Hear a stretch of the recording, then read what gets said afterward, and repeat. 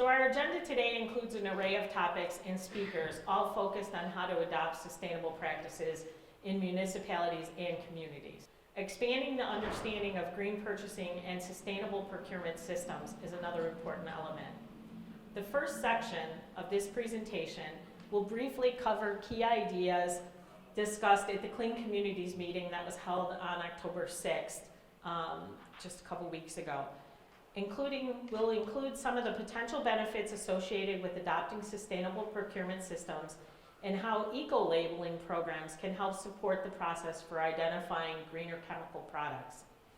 Participants in the Clean Communities program can then incorporate the information that you learned today into your project project considerations when the program is kicked off at the beginning of next year. We'll then go into more detail on how EPA's Safer Choice program can help groups to find safer chemical products for use in their community at both the consumer level and at the industrial and institutional level. This section will include a guest speaker who is a Safer Choice partner, Spartan Chemical, where you will be provided additional insight from a manufacturer and formulator's perspective about the benefits of a program like Safer Choice. Afterwards, we'll discuss several topics focused on the broader perspective of how implementing programs like green purchasing and sustainable procurement systems can help to reduce the chemical footprint within your community. This section will highlight resources that are available, such as pollution prevention grants from the US EPA, as well as a series of guest speaker remarks discussing sustainable strategies and the benefits of adopting and promoting safer chemical use policies. We'll conclude then with a detailed discussion about the process for creating a green purchasing system. And we'll also be providing resources so that you can implement a program within your community on your own. So a recap of the October 6th work group, I guess just to give you some background information for those of you that weren't there. At this previous Clean Communities meeting, and that was the purpose of the meeting, was to briefly introduce the concept of green purchasing and sustainable procurement, as well as the benefits associated with these types of programs. And we also offered examples of eco-labeling programs which can help to assist in identifying greener chemical products. What is sustainable purchasing? You may have heard it. It's referred in many different forms. Primarily, you'll hear sustainable purchasing, green purchasing, environmentally preferable purchasing, or EPP, or, as I said, sustainable purchasing. These terms all refer to the same concept. Sustainable purchasing is the practice of using private sector standards and eco-labels to identify and procure sustainable products and services. As defined in the United States Code, environmentally preferable means that an item has a lesser or reduced effect on human health and the environment when compared with competing products that serve the same purpose. This comparison may consider the full life cycle of a product. So raw materials acquisition, production, manufacturing, packaging, distribution, reuse, operations, maintenance, and finally the disposal of a product. So it should encompass everything. Sometimes it doesn't, but it does take most of those elements. Sustainable procurement enables cities and counties to develop a system to routinely source sustainable products and services available from local firms, and offers credibility when asking businesses and residents to adopt sustainable practices. Adopting sustainable procurement practices also shows how the government is leading and actually walking the walk, not just talking the talk, which sometimes we've seen in the past. Throughout the workshop, we will often be using the two different terms we just described to help differentiate between these concepts. You can think of sustainable or green purchasing as the act of buying sustainable or green products. For example, sustainable purchasing in the context of chemical products may mean purchasing products that use safer chemical ingredients or include an eco-label from one of the US government or another one from a third-party system. Sustainable procurement, on the other hand, is the system which is set by a company, government, or other entity to support the process required to purchase a green product. Whether we're discussing the act of purchasing more sustainable products or designing and implementing the sustainable procurement system to standardize these purchases, you might be wondering why you should pursue these actions in the first place. One benefit is that these types of programs can reduce the financial burden of a company or community. For example, using safer cleaning products saves money by reducing the cost of disposal of hazardous chemicals. The cost of disposal is 3 times more expensive than the cost of the original product. And I saw this during the school chemical collections that I used to do, when we would try to encourage schools not to purchase like excessive amounts of chemicals for their labs, especially for the chem labs. And what the reality came to play when they would see what they paid for the product and then what they were paying for disposal. And as I said, typically 3 times more than the cost. So it also helps reduce, when you minimize the toxicity of a product, it also helps to reduce your insurance cost, workers' compensation, and your legal liability, which is very important. For city governments, making sustainable changes in city-managed facilities and institutions can benefit the entire community by aligning with existing city goals and complying with existing policies. For example, reducing potential chemical exposure in communities with environmental justice concerns, or supporting small businesses that distribute or manufacture these products can help in addressing racial and social inequities. There are also potential health benefits associated with using safer chemical products. This can include custodial workers, other employees, visitors, and the broader community. For example, using safer products improves indoor air quality, it reduces your exposure to the impacts of toxic chemicals, and provides safer handling of chemical products, such as using automatic dilution dispensers. Using safer, cleaner products is also an important step in protecting waterways and the environment. A perfect example is the Indiana Clean Marinas program.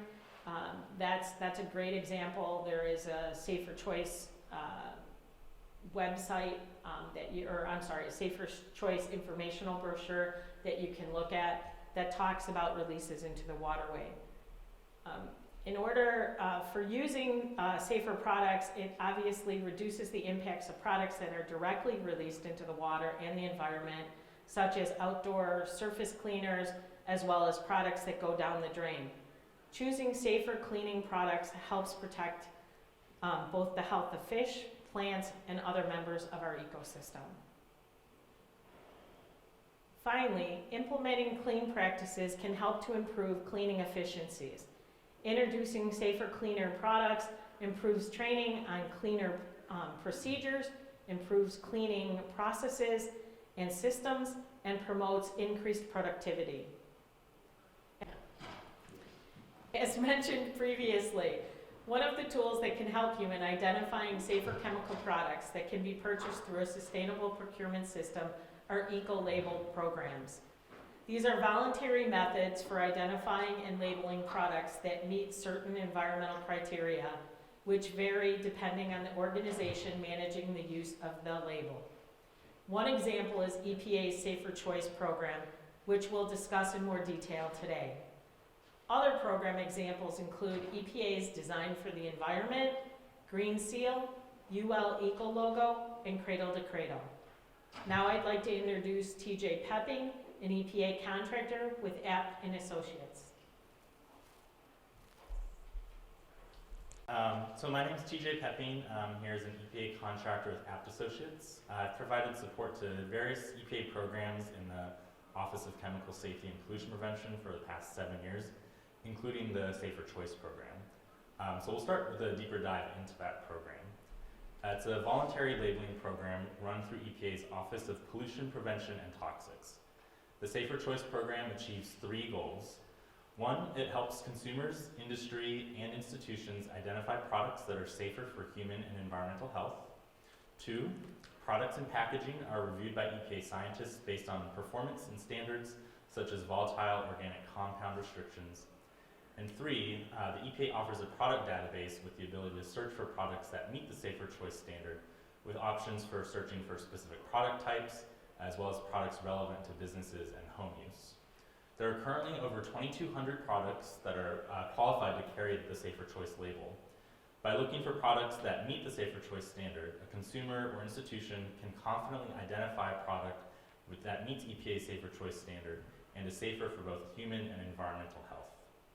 The product types include, but are not limited to, all-purpose cleaners, appliance cleaners and rinse aids, automatic dishwasher products, floor care products, various types of soaps and detergents, material-specific cleaners such as stone or wood, window cleaners, tub and tile cleaners, various pet care products.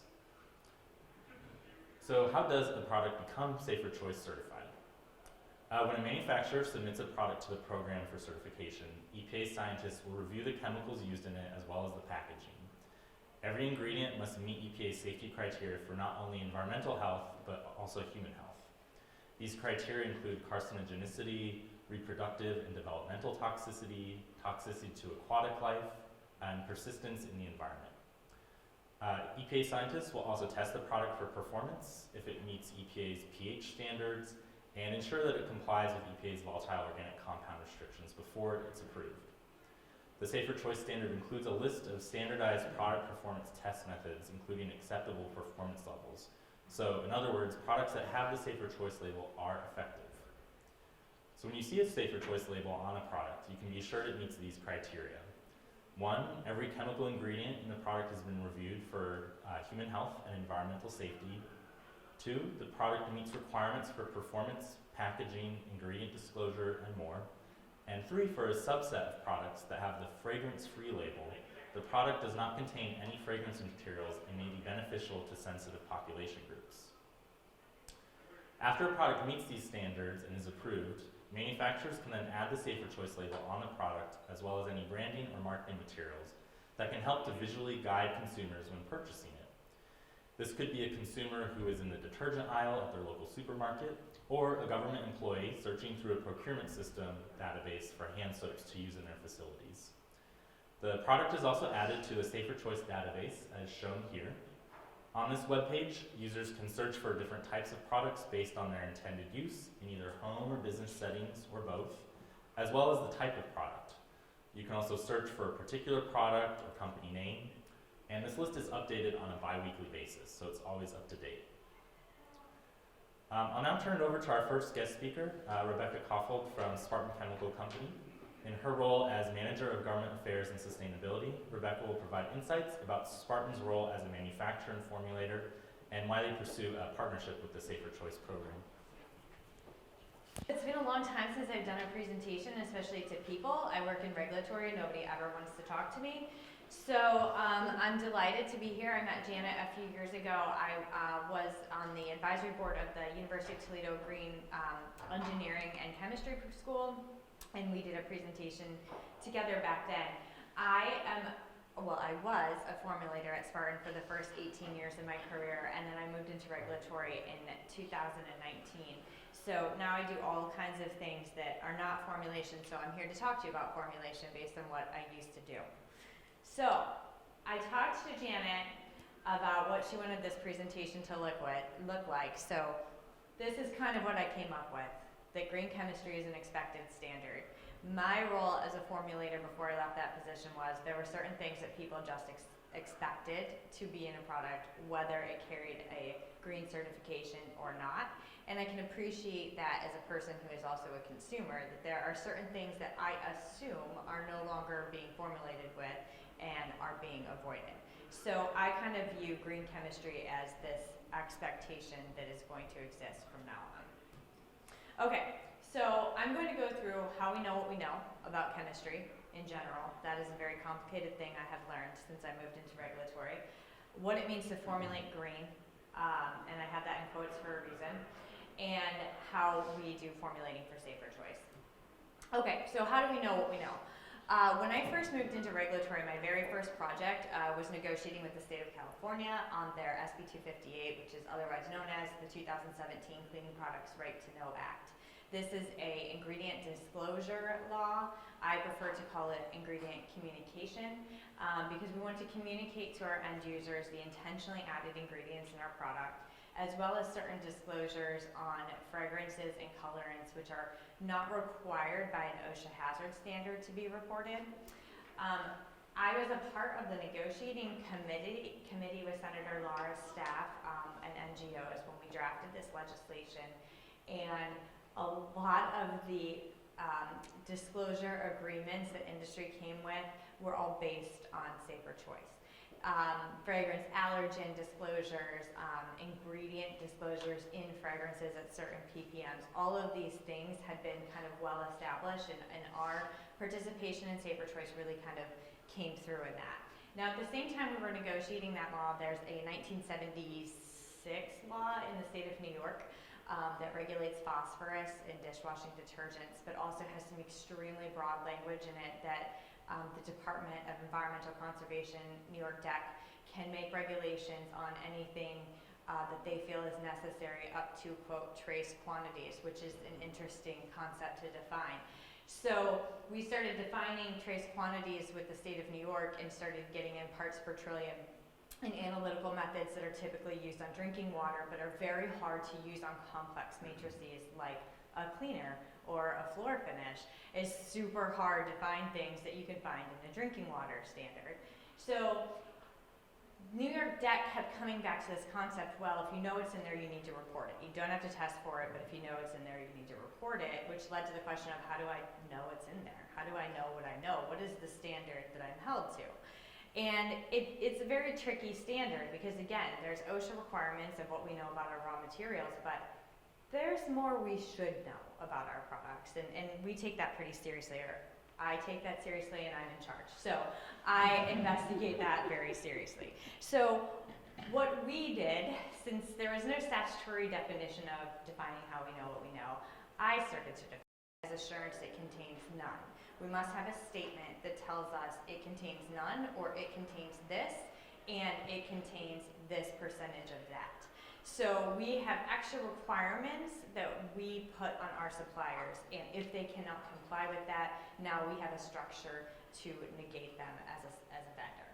So that's been really game-changing to me because transparency is really important to us.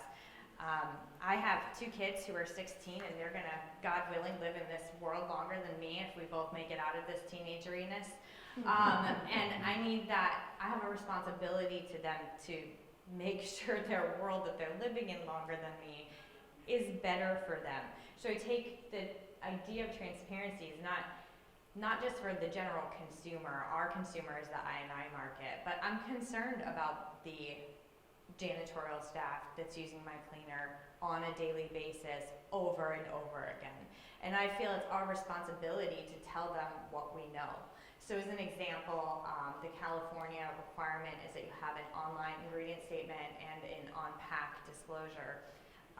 We at Spartan not only have both of those, but our SDS as well as our in-use solution safety summary sheet contains all of the same disclosures from the online statement as are included in section 3 of our SDS. We're not required to do that, but we have nothing to hide, and we want to tell people as transparently as possible and as consistently as possible what is in the products they're using and how that may have implications for them. So we try very hard to be across the board transparent in what we're doing. Okay, so formulating green. When it comes to green, I think it depends on who is talking about the green. So there's a lot of governmental definitions of green. I always come back to the fundamental definition, which I consider to be the EPA's 12 Principles of Green Chemistry. That's where I start. We have a poster of it in our office. It's something that we refer to as a holistic viewpoint of what it means to have green chemistry. But USDA has their bio-based program, which looks at new carbon versus new versus petro-derived. So you're looking at renewable carbon versus petroleum-based carbon. FTC has, thankfully, really started pressing hard on issues of greenwashing, and they're sort of working on their own standard to go after people that are being a little bit negligent in how they're promoting green. And then many moons ago, EPA was going to issue some information about life cycle assessments, which would be super nice. I'm still waiting for them to do that, and I'm confident someday that will come out. Then you have NGOs, and again, NGOs are a little bit like the government. They each are seeing a different thing because they each have a different priority. And so their definition of green is sort of going to depend on what thing they care most about. There are NGOs that care most about water quality. There are NGOs that care most about reproductive toxicity issues. And so their definition of green is usually aligned with what their mission is. Sometimes that overlaps and sometimes it doesn't. And then you have us as industry. My first product that I formulated was in 2001. It was a zinc-free floor finish and butoxyethanol-free floor stripper, so it was green. It was a self-certification of green because there were no third parties available at that time. So I kind of got to be a part of this massive industry self-definition, which was very interesting based on people's marketing preference on green. And then the switch into third-party certifications and how that kind of standardized things and gave all of us a level playing field. And then lastly is the public definition. I love my mother, but she'll pick up a green product that says green, like literally it's the color green. And it says green on the label, and she defers to, well, this is green. So this is really tricky. And then you have people who are extremely knowledgeable and very detailed. They might have a specific chemistry that they're concerned with. I have a child who has a specific allergy, so there are certain things that I am more prone to look for than the average person. So really the public runs the gamut, and how do you make sure that you're appropriately addressing the audience that's using your product? Okay, so safer choice. Come full circle. So like I said, in 2001, we launched some products under this Green Solutions line. They were all launched without a standard for green, and so therefore they were all fragrance-free, they were all dye-free, they were all zero VOC, and they were all free of quote-unquote hazardous chemicals as defined by us. And what we perceived as hazardous back then would have been things like nonylphenol ethoxylates, butoxyethanol, formaldehyde, things like that. So then Green Seal kind of came to the forefront, and we originally started certifying our products through Green Seal. When Safer Choice, or it should be Design for the Environment, began, we were one of the quick adopters to Design for the Environment.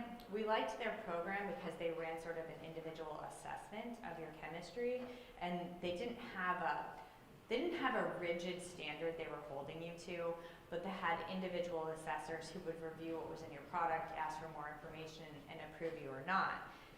However, the lack of consistency from reviewer to reviewer and the influx of product certifications kind of led Design for the Environment to switch to a more standardized format. When they did that, then they converted their name to Safer Choice, and they sort of set up much more specific standards that we had to meet. I'm very proud to say that Spartan Chemical had the first ever Design for the Environment certified disinfectant. Our Green Solutions restroom cleaner was the first one ever. It's citric acid based, and we're very proud of that, and looking forward to having another one. What's important to remember about disinfectants is that I think that we all know now that disinfectants are a necessary part of our life. They have very specific applications, and all of us who work in the lab at Spartan are pretty particular on that. We're not into hygiene theater. Spraying stuff around to make it seem like you're doing something is a very ineffective way to control your environment and to remedy a situation. So we want the product to be used correctly.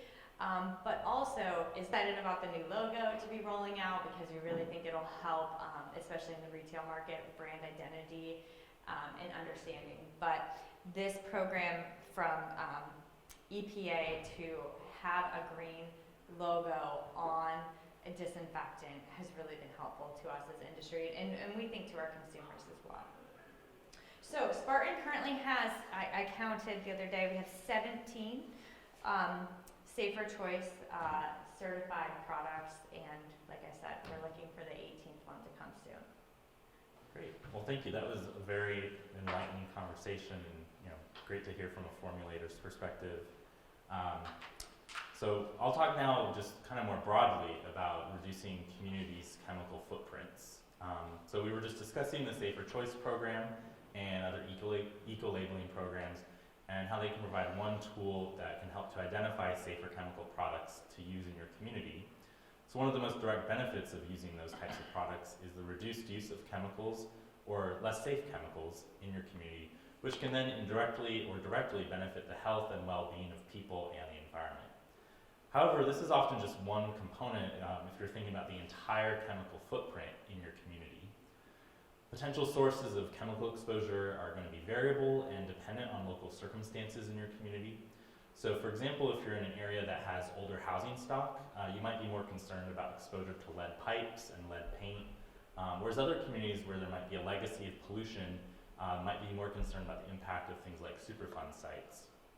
There may also be sources of chemical exposure that are less obvious, so things like the slow but constant release of pollutants from vehicle emissions in areas that have a heavy traffic flow. So when you're thinking more broadly about the chemical footprint in your community, if you're not sure about what those potential sources of chemical exposure might be, one great resource available is EPA's EJ Screen tool.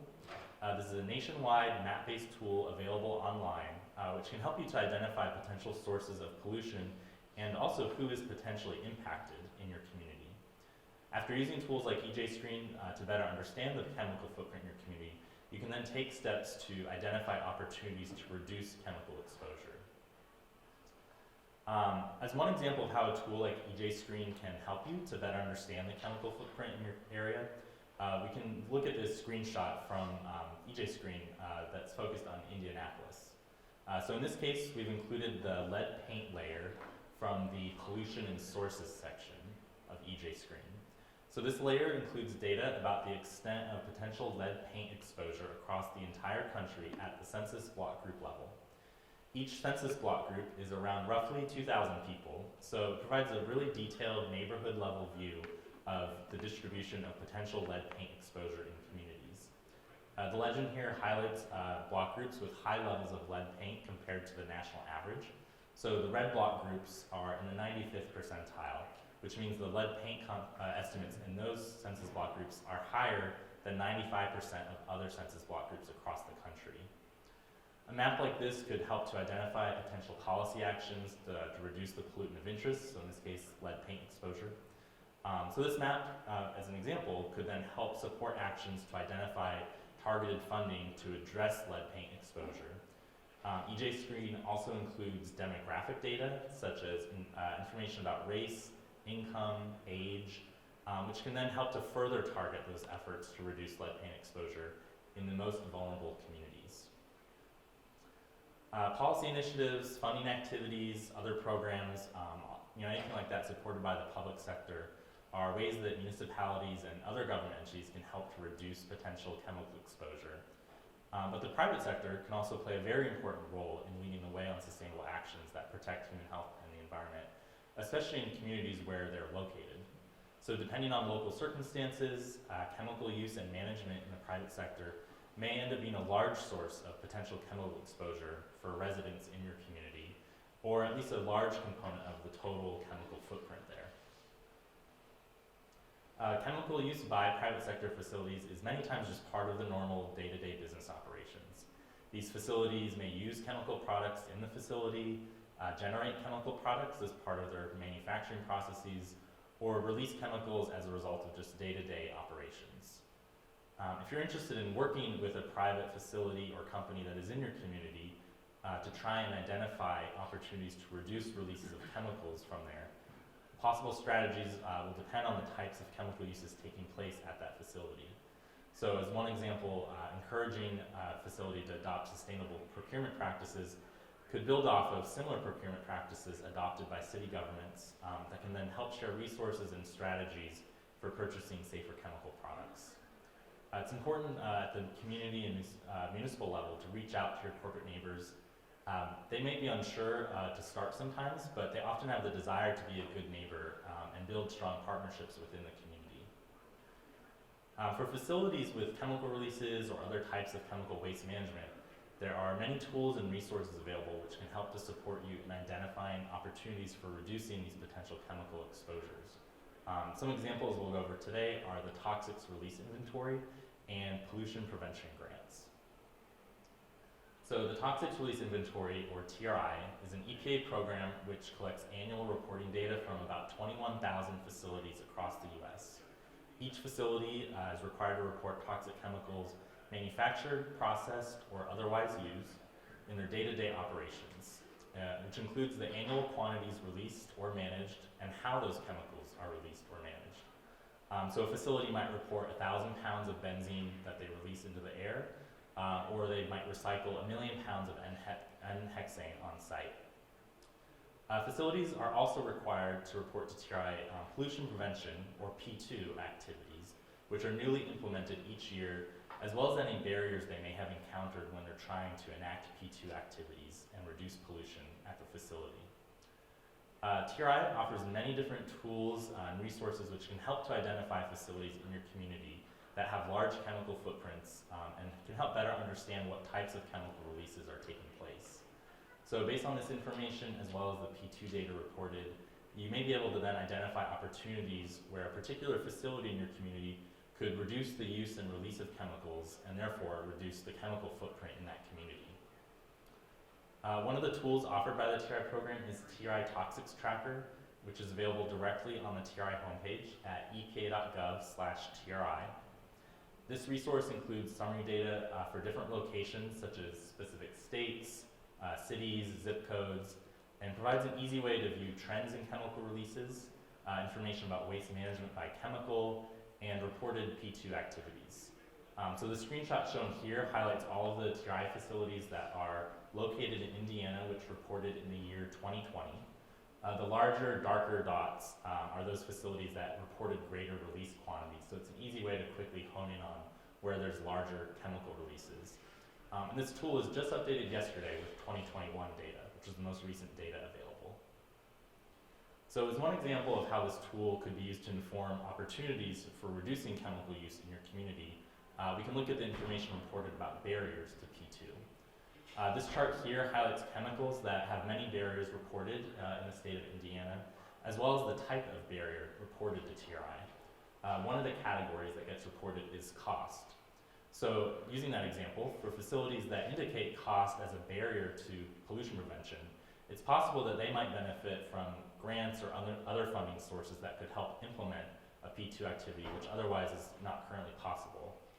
So using this resource could help to identify opportunities to provide financial assistance, which can then ultimately reduce the potential chemical exposure in neighborhoods that are located in close proximity to these TRI facilities. EPA's TRI program offers many resources related to pollution prevention that might be helpful for facilities and companies to better understand the benefits of adopting P2 activities and how the TRI program can be a resource in identifying and sharing information about successful implementation of P2 activities. The EPA P2 grant program is another great resource which can help to provide financial assistance for facilities, universities, state government agencies, and other groups to implement P2 actions in communities. Sharing information about P2 grants to state, community, and business partners is a great opportunity to build and establish public-private partnerships. These grants provide an opportunity for states to then provide technical assistance to businesses for the development of source reduction activities. In the past 10 years, as summarized on this slide, EPA has issued more than 500 of these P2 grants, and that's resulted in many quantified benefits to businesses and communities. Actions taken through the P2 grants have saved businesses $2 billion, while eliminating over 800 million pounds of hazardous materials. Other benefits shown here include water and energy savings, as well as reductions in greenhouse gas emissions. And information about the P2 grant program, as well as other P2 resources, are available at epa.gov/P2. In terms of eligibility requirements for these grants, that would be states, state entities such as colleges and universities, U.S. territories, and federally recognized tribes and intertribal consortia. Similar programs such as Source Reduction Assistance or SRA grants may also be available in certain EPA regions and come with broader eligibility requirements. So as one example of a recent P2 grant awardee, the Minnesota Pollution Control Agency received funding to help businesses reduce the use of toxic chemicals by identifying safer chemical alternatives that could be used at facilities, specifically in the metal fabrication industry sector.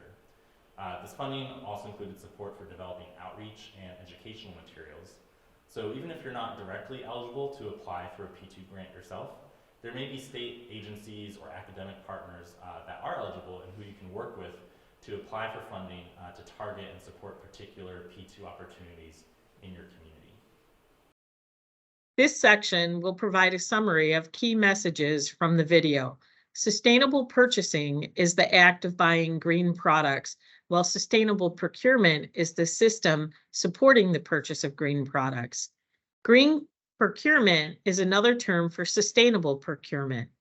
Environmentally preferable purchasing, or EPP, is another way to describe these types of systems focused on procuring environmentally preferable products and services.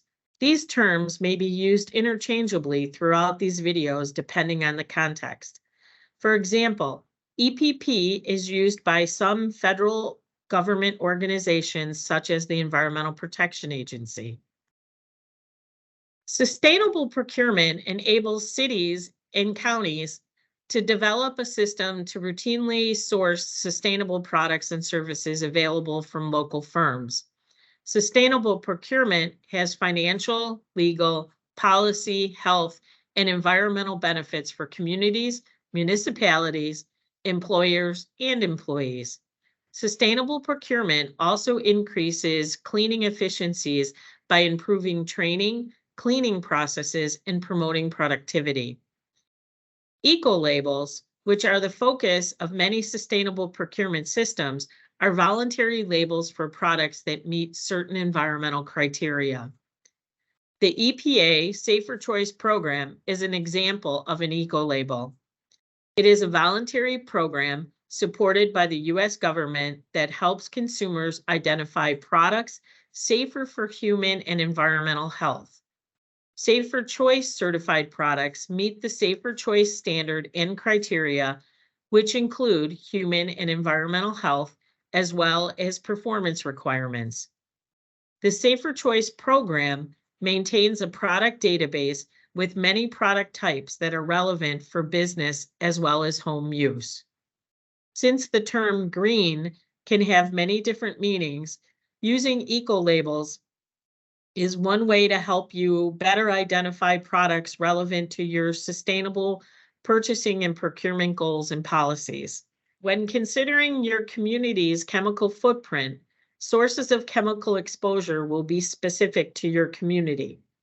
Chemical usage in the private sector may provide opportunities to reduce the chemical footprint in your community, such as by encouraging the adoption of sustainable procurement and working directly with specific facilities on pollution prevention activities. The EPA provides several tools and programs that can help reduce your community's chemical footprint. EPA's EJ Screen can help identify potential sources of pollution and impacts in your community. Another resource for understanding chemicals in your community is the Toxics Release Inventory, or TRI, which collects annual reporting data about toxic chemical use and release across the U.S. The TRI Toxic Tracker provides summary data as well as trends in reported activities. The EPA also offers resources related to pollution prevention, including the EPA P2 Grants Program. This program provides funding to states, state entities, and federally recognized tribes to support the implementation of source reduction activities within their community. In the next video, we will hear about the benefits, challenges, and tips for EPP programs from the Director of Sustainability for Q-Cells North America, a large solar manufacturer. This discussion includes examples of products to consider in EPP programs and the importance of transparency in sharing EPP information. The next video also provides sustainability metrics and planning from the perspective of a senior sustainability project manager with Cliff Bar and Company at one of the company's bakeries.